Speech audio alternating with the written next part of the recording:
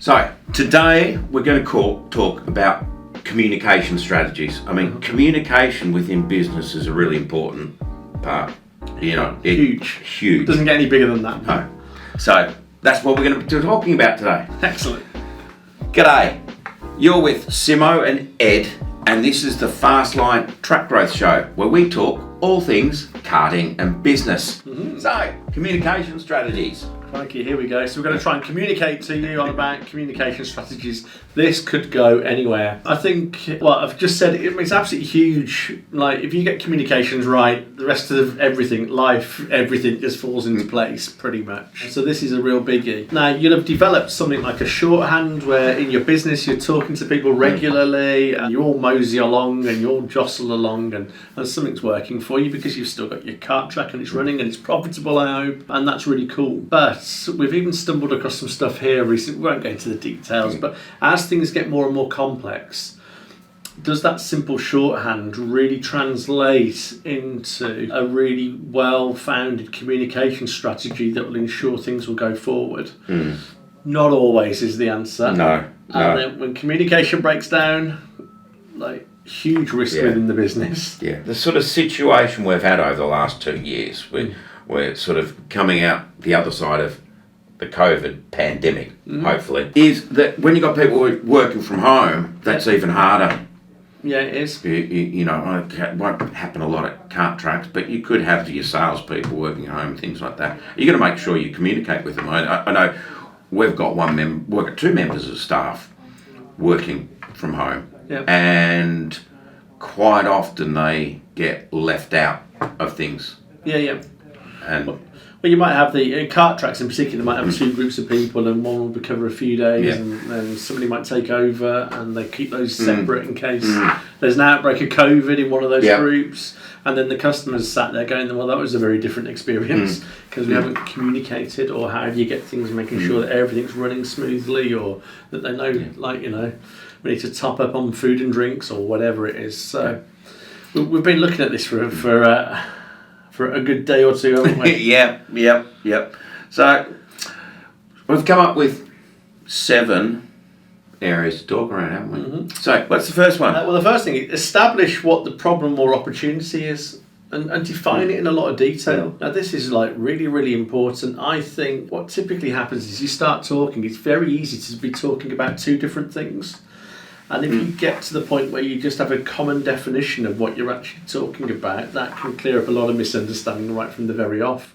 And very few people actually take time to make sure that what you're talking about is the same thing the other person's trying to talk to. And you'll have those situations where you maybe trackside chatting to somebody who works for you, and you're telling them something really simple, and they don't seem to be getting it, but they think that the word you've used here means something else, and you're going, we're just completely lost here.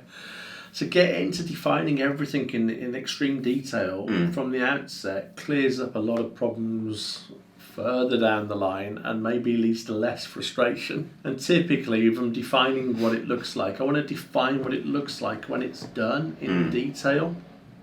So it gives somebody the idea of where we're heading towards. So this is where we're at the moment. This is what I want to get to. This is what it will look like. This is, and then I'll describe it in, like, this is the customer experience, or this is your experience, or this is what will happen, or this will make this easier, or this will define your role better, or whatever it might be. So they can then get a concept of where we're aiming for as well, and then have input into the conversation. Yeah, no, absolutely. I mean, we had an issue the other day. So we've always had a customer in Panama karting, right? And that's been our only customer in Panama. Okay. Now we've had a second one. Hey. And they're, I think, CRG karting or something like this. And strangely enough, they've both got orders going out, and they're both having them picked up by DHL. Okay. And we've always referred to Panama karting as just Panama. I've got a shipment for Panama. Right, so this is exactly what was said. It said, "Has my shipment for Panama left?" Yeah. The answer was yes. Right? Which was correct. Yeah. Our shipment for Panama had left. But the shipment that they were asking the question about was Panama karting, which hadn't left. And the shipment that they referred to as leaving was CRG. So love that. But the other classic with my brother, this is how the detail can get lost so easily. My brother lives out in Holland. He used to drive all over mainland Europe and into the peripheral areas. He was driving a HGV lorry one day and he lost something like 26 hours because he was somewhere down sort of Bulgaria, Greece, back end of nowhere, lost, trying to get vegetables back to Rotterdam. I shit you not. He's very good at languages. He was like basically there with his truck, landed somewhere where nobody really spoke any languages he could speak, but he managed to go and get some sentences going with some general words, was making communication fairly clearly understood. The only thing he didn't realise was when they answered that means yes, and that means no. No. So when he was asking, so is the place I'm going to down the road here? They're going. They're like they're going like that. He's going, no, it isn't. Right, I must be over here then somewhere. Lost something like 25 hours until somebody explained to him, oh, where are you from originally? Like, where are you from? Or Holland, but I'm originally from England. Ah, you do realise. So sometimes you just have to check the detail to make clear everything's really understood. So we've got an idea now what the problem or the opportunity looks like, and we've found a common language to talk. So what's next is it's identifying the people who will be impacted Yes. by this discussion, this decision. So who's opportunity? Yeah, who's going to be impacted? Who do you want involved sometimes? You know, so it could be a couple of areas there, but particularly the people who are impacted, make sure that you've identified who they are. If you don't involve them at some point early on or get input, they can often feel left out, and that's where communication starts to break down again. But are you going to involve them? I mean, let's be honest, business owners, some of the decisions we have to take, you just... Some of the tougher ones, the toughest of all, don't involve the people at all in terms of who's involved in that. But on the whole, most of your communication, you want to get as much involvement as you possibly can. It doesn't mean they get carte blanche to put all their ideas in necessarily with no filter, but you've got to find ways to get them involved in that decision. And it helps get their buy-in. Well, absolutely. So are there emotions at play is the next question. And be aware of them, because that's going to have massive impact on whether they buy in or whether you're just going to come up against a wall of hostility. And I think we've all probably experienced this in work. You've said something with the best of intentions. It's like, whoa, where did that come from? And you just feel like it's just been a battle then for an hour or so. And actually, you just got to be aware wherever possible of those emotions, or if they rise up, just try to understand them. Bit of a tough one, that. And the next point? Right, so now, because it's a complex thing, identify what the measurables are in a complex project. Should do this anyway if you've got shorthand as well, because you've just got to make sure that the path is understood. So if you identify measurables and communicate that to the team involved, it will either clarify the definition or it will raise a few questions. But also that will come into play a bit later on. You just need to have a quick idea of what is possible to measure, and remember, you can only manage what you can measure. Correct. There's another way of saying that, but I can't remember what it is. You can't manage what you can't measure. Well, you can't manage what you don't measure. There you go. Yeah. So you want to make sure that if you're going to manage this whole opportunity or this problem effectively, well, what are you going to actually measure? What is the yardstick? How do we know if it's going to start working? Are we going to have a nice surprise? I mean, if it's a really long project, a year from now, what, we're going to wait 12 months before we can work out whether or not we're potentially on track? I like to do this by, thinking the whole process through.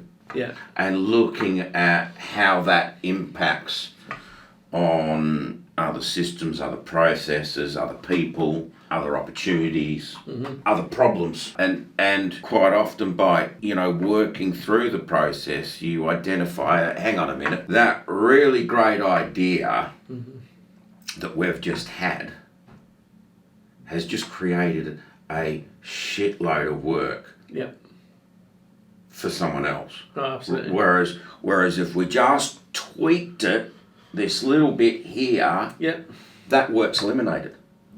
Absolutely. I mean, I've just had a flashback with Debs, my better half, bless her. I'm often cooking. I like to cook. I'm a good cook.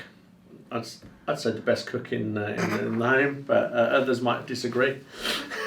But I like to cook.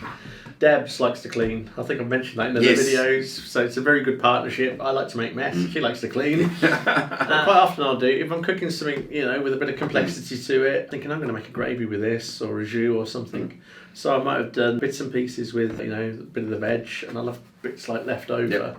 So while I'm cooking away, the number of times that I've turned round, because the meal's pretty much done, and I'm thinking 2 or 3 minutes I'll knock a gravy or a jus together.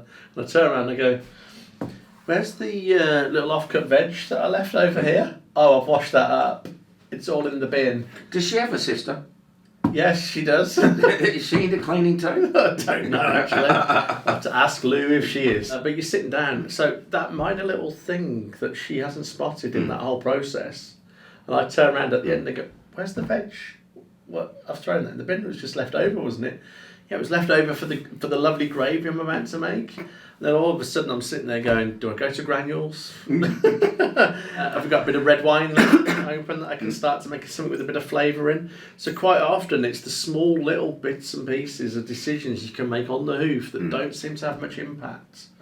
And that's a great analogy for the cooking. Suddenly what would take 3 or 4 minutes, I'm probably running around the kitchen for 3 or 4 minutes to find something to create a gravy for while all the cooking's done. And it's like that, ruining my timings. It's identifying everything and understanding that even the smallest decision can put other people out massively.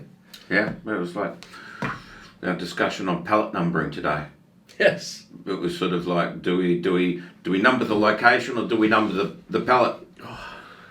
And by numbering the location, which sounded very logical, we thought it through. Hang on.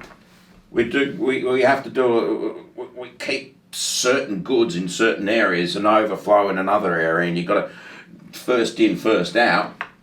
And all of a sudden, when you move a pallet from an overflow into the area it's meant to be, you've just created 10 minutes of work to change that pallet number. Whereas if you get the pallet number and you just move the pallet, you've only got to change the location.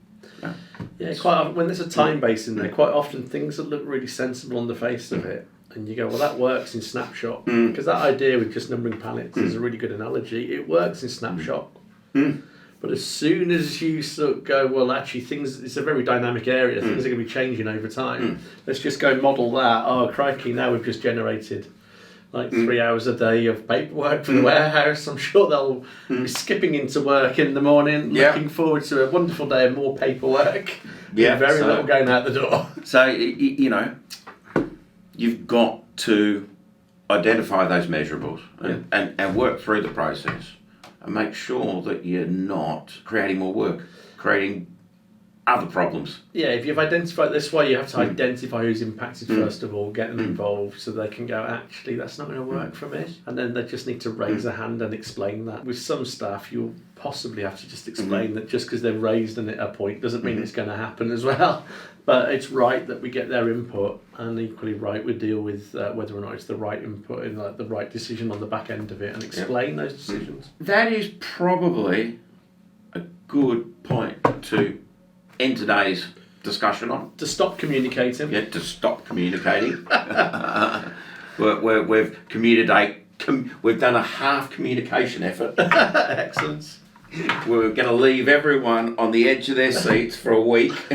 I've got that stomachy feeling as soon as you go, we're going to just stop communicating. We've done half of it. Next week we'll come back and finish off the communication. I'm like that. Suddenly I don't feel quite as comfortable in the chair. No. Yeah, that'd be good. All right. Well, it's goodbye from me. And I'll see you next week from me. So next week. Bye. Ciao.